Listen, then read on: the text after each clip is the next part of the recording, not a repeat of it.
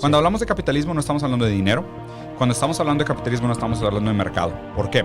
El dinero ha existido desde antes del capitalismo. Sí. Y hacíamos trueques con figuras que eran sistemas representativos de confianza desde mucho antes que se usara capitalismo como esta palabra, ¿no? Sí. Tampoco es mercado, porque en el feudalismo había mercado de esclavos, güey. O sea, se tradeaba y había mercado de oferta y demanda de esclavos. Y ahí no era capitalismo todavía. Las dinámicas de poder son lo que determinan la nomenclatura del sistema. El capitalismo específicamente habla de una característica muy, muy importante, que es la relación entre empleados y empleadores. El que yo tenga que vender mi tiempo para ganar dinero. Eso es la característica para mí más importante y más determinante del capitalismo. Y de hecho, esa es la característica que a mí me gustaría quitar. La relación laboral que nosotros conocimos en el siglo XX como la típica relación laboral, sobre todo en los países desarrollados, pero también en el proceso de sustitución de importaciones de Argentina, eso va en vías de extinción. Y va en vías de extinción, entre otras cosas, sí, desde mi punto de vista, por el aumento de la productividad del proceso de creación de bienes y servicios y por la robotización y la automatización. There will be fewer and fewer jobs that a robot cannot do better. What to do about mass unemployment? This is going to be a massive social challenge. And I think ultimately we will have to have some kind of universal basic income. I don't think we're going to have a choice. La filosofía no empezó en Atenas, como pensó la reforma de Humboldt en la Universidad de Berlín, que decía, la universidad empezó en Atenas, la filosofía.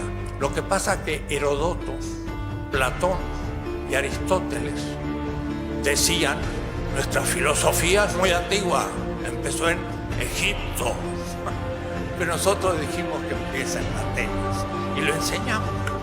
Entonces, el enocéntrico, además de egocéntrico, no se imagina, hay que hacer todo de nuevo, porque tenemos que ver las cosas con otros ojos y tenemos que destetarnos de beber leche y empezar a masticar cosas más duras desde nuestras propias tradiciones, utilizando lo mejor del pensamiento europeo, pero eligiéndolo nosotros en vista de nuestra exigencia de pensar nuestra realidad. O sea que el ingreso no es una medida para determinar la pobreza, o no es una medida suficiente, es una de las medidas. Otra de las medidas es el acceso a la posibilidad de tener una vivienda, de tener los servicios elementales. Todo eso que no lo podemos resolver en el siglo XXI, con el nivel de desarrollo tecnológico que hay, debería llamarnos a la reflexión y si el proceso de acumulación de capital que genera esta concentración en el 1% es en beneficio del conjunto de la humanidad o no lo es.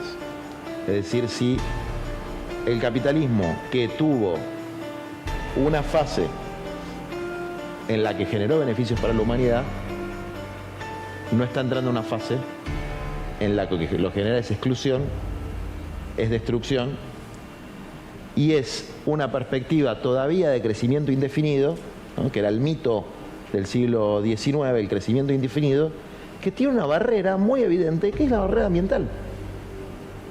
Porque uno podría decir, bueno, la forma de terminar con la pobreza es el crecimiento en el marco del libre mercado. Va a haber gente muy rica, pero no va a haber gente pobre. Va a haber gente que tenga una Lamborghini, pero no va a haber alguien que... Pero todo el mundo va a tener un auto, un fitito, vamos a decir. Bueno, eso no puede pasar. Eso no va a suceder. Porque si sucede eso, nos morimos todos. No podría la Tierra absorber el dióxido de carbono. Entonces, suponiendo, insisto, termino con esto, que se pudiera resolver la pobreza a través del crecimiento, aparecería un fenómeno, o recrudecería un fenómeno, que generaría enormes sufrimientos. Entonces, no hay otro camino que la distribución. Margaret Thatcher had it right. There is no society anymore. What there is a transnational security elite that is busy carving up the world using your tax money.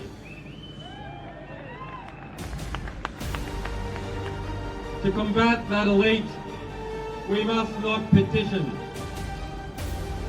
We must take it over.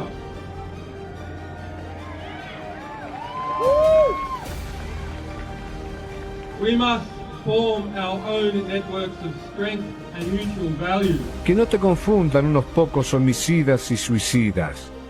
El bien es mayoría, pero no se nota porque es silencioso. Una bomba hace más ruido que una caricia, pero por cada bomba que destruye hay millones de caricias que alimentan a la vida. Porque cuando uno ve a un adolescente o un niño, lo primero que se tiene que preguntar para saber cuán rescatable puede ser para una vida social más plena es qué capacidad de enlace tiene, no con las normas del otro, sino con las normas del propio grupo. Es el amor al propio grupo lo que determina la posibilidad de transferir ese amor al resto de la humanidad. Las 4 enfermedades que más matan hoy en día tienen que ver con la mala alimentación. Son problemas cardiovasculares, diabetes, Alzheimer y cáncer. Las 4 tienen que ver con mala alimentación. Todo lo que estamos descubriendo del segundo cerebro, del microbioma que existe dentro del estómago, que modifica nuestra materia física, y no solo nuestra materia física, sino que nuestra mente. O sea, la depresión tiene que ver con una carencia de serotonina, dopamina, y al mismo tiempo puede estar vinculado a una inflamación crónica del cuerpo. ¿Cuándo prescribe el crimen que tiñe una propiedad ilegítima? ¿Cuándo prescribe? ¿En 100 años, 50 años? Porque o el sistema de precios lo va limpiando solo a ese crimen. Porque si uno ve cómo fue la asignación de la propiedad a lo largo de la historia, claramente en nuestro país la propiedad de la tierra, nosotros tenemos el 93% de la población urbana. El paso del tiempo es legítimo. Eso no cabe El paso del tiempo es legítimo. Eso no cabe duda. Entonces, ¿cuánto tiempo tiene que pasar para que quede legitimado el crimen de el ladrón y los herederos del ladrón? O sea, el modelo de prescripción en la justicia, vos que sos abogado, evidentemente dura un tiempo. No es justo, es Sí. utilitario, porque si no estaríamos reclamando todo el tiempo por cosas del pasado. Exactamente. Entonces, el ladrón de hoy puede ser el empresario de mañana. Eso opera a nivel de los ricos. No se aplica la misma ley a los pobres. El ladrón de hoy va a ser siempre el ladrón de hoy. Entonces, ahí hay una injusticia que tiene que ver con cómo la ley no es la misma para unos y para otros, cuando hay niveles de desigualdad tan grandes. Es indudable que tenemos muy pocas respuestas hoy. Y que la primera tarea va a ser reconocer que estamos frente a formas de subjetividad que no se ajustan a las del pasado y que hay que rescatar algunas cosas del pasado y otras no. Au fur et à mesure que la subjectivité est écrabouillée, si vous me permettez l'expression, par le système de mass média, par la publicité, par ces énormes équipements collectifs qui produisent du sujet comme ils produisent des automobiles ou des chaussures, eh bien, le problème de retrouver, non pas une maîtrise, mais le sens de la singularité de son rapport à la vie, de son rapport à l'existence, ah, ça c'est un problème qui va se poser de plus en plus.